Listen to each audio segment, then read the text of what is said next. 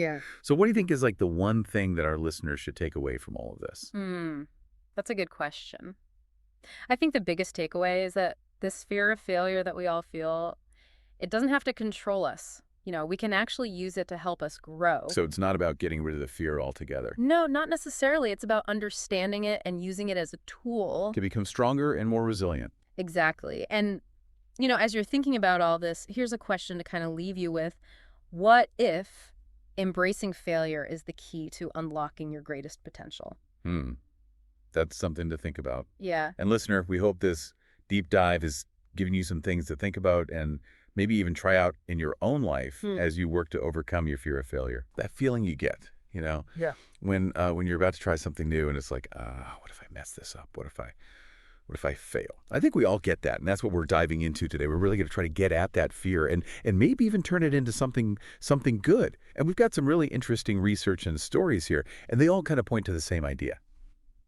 It's not really failure itself that's the problem. It's how we react to it. Yeah. It's almost like we're wired to see failure as like this monster, right? Something to be avoided no matter what. But what if we could kind of change that wiring? What if we could learn to see those setbacks not as like the end of the world, but as like stepping stones? I like that, stepping stones. Yeah. And that's what we're gonna break down today. And we've got some amazing stories of people who did just that. Like J.K. Rowling, think about it. She got rejected tons of times before Harry Potter became, well, Harry Potter, right? Right. Or Thomas Edison. Every time his experiment failed, he saw it as just getting closer to that perfect light bulb. Yeah, and it's amazing to see how their stories really show how powerful it can be to just change your perspective. Instead of being totally afraid of failing, they used each setback as a chance to learn and change direction.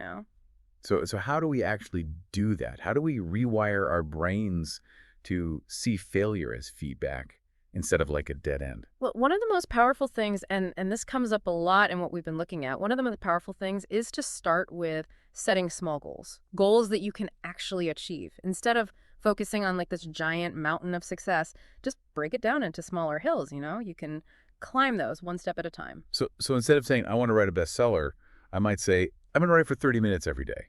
Is that kind of what you mean? Exactly. Yeah, Yeah. exactly. And every time you reach one of those smaller goals, it reinforces that feeling of accomplishment and it builds your confidence.